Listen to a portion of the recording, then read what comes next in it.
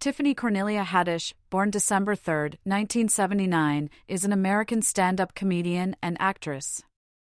Early life.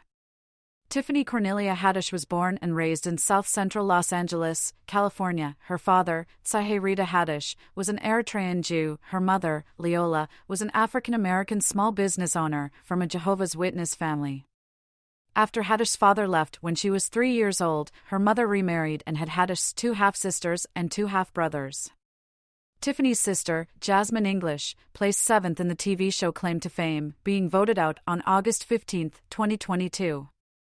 In 1988, while her family was living in Colton, California, Haddish's mother Leola suffered severe brain damage in a car accident.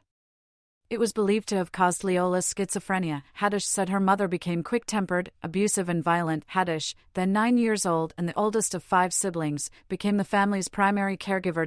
It was around this time that Haddish became interested in humor. She said, "If I could make Leola laugh and turn her anger into some joy, I was less likely to get beat. Same thing in school, if I could make the kids laugh, they'd help me with my homework and protect me from other bullies." According to Haddish, her stepfather later told her he had tampered with the brakes on her mother's car, intending the wreck to kill Haddish, her siblings, and her mother so he could collect on their life insurance policies. However, the children chose to stay home that day, and the accident was not fatal for her mother. When Haddish was 13, she and her siblings were put into foster care and temporarily separated from one another. While there, she used comedy to cope with being with unfamiliar people. When she was 15, she and her siblings were reunited under their grandmother's care. At one point early in life, she was hospitalized with toxic shock syndrome. She attended George Ellery Hale Middle School in Woodland Hills, Los Angeles, and graduated from El Camino Real High School, also in Woodland Hills, where she was the school mascot. She said she could not read very well until high school, but improved when she received tutoring from a teacher. She also got into a lot of trouble at school, despite her award-winning participation in drama competitions presenting Shakespearean monologues. In 2018, Haddish stated that she had been raped at age 17 by a police cadet, which she says led to her aggressiveness in avoiding unwanted advances from men. After graduating from high school, Haddish was homeless, living in her car for a period of time. In 1997, after her social worker gave her an ultimatum to attend either psychiatric therapy or the Laugh Factory comedy camp, the 17-year-old Haddish opted for comedy as an outlet for her pain. She says that the mentorship from many notable comedians including Richard Pryor, Dane Cook, Charles Fleischer, and the Wayans brothers helped her discover a passion for comedy that literally saved her life. She incorporates her life experiences in her sets, finding that it functions as a safe space for her. Haddish was accepted to New York University, but the tuition and her aversion to debt kept her from attending. She later attended Santa Monica College. Prior to her on-screen success, she held a number of jobs, including customer service for Air New Zealand at Los Angeles International Airport and Alaska Airlines. She said she lived in her car during her 20s, in her early days of comedy. Personal life. Haddish at the premiere of The Secret Life of Pets 2 in 2019. Haddish married William Stewart in 2008. He helped her locate her once-estranged father, who walked her down the aisle at their wedding, which she described as one of the happiest days of her life. She filed for divorce in Los Angeles County in 2011. It was finalized in 2013. Haddish was in a relationship with rapper Common from mid-2020 to November 2021. Haddish became a naturalized Eritrean citizen on May 22, 2019, while taking part in festivities there commemorating the 28th anniversary of Eritrean independence from Ethiopia. She first visited the country in 2018 to bury her Eritrean father, who came to the U.S. as a refugee, and to connect with her relatives.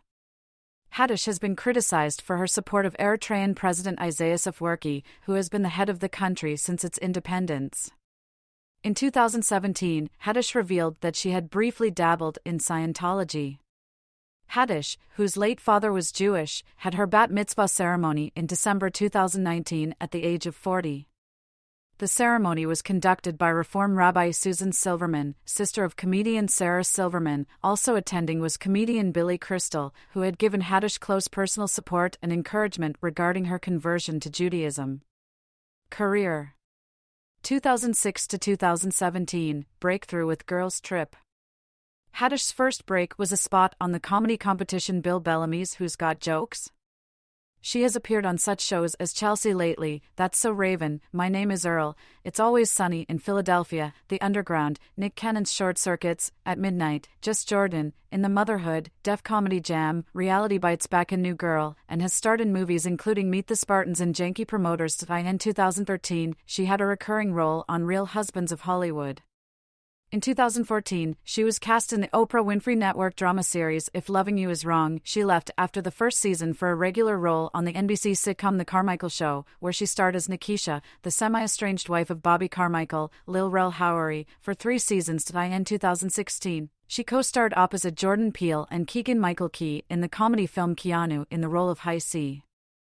Haddish at the 2018 MTV Movie and TV Awards.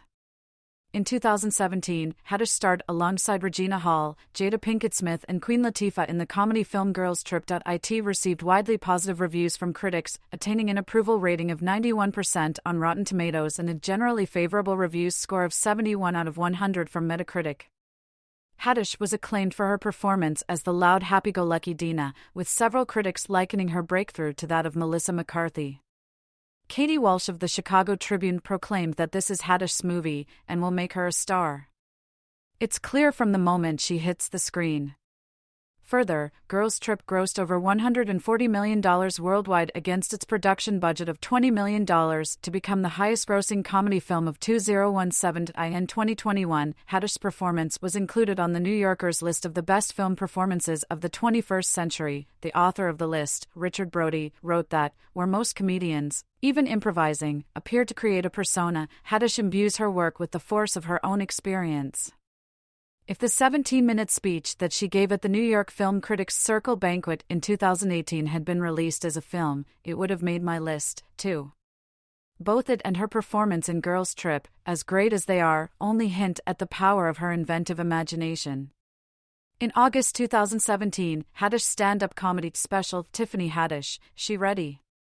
From the Hood to Hollywood premiered on Showtime. Reviewing the special for Vox, Caroline Frank stated, Haddish is just really damn funny and deserves a recommendation wherever we can give it to her.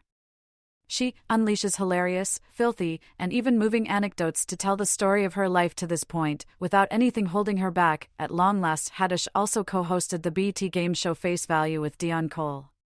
She hosted the November 11, 2017 episode of Saturday Night Live, making her the first African-American woman stand-up comedian to host the show.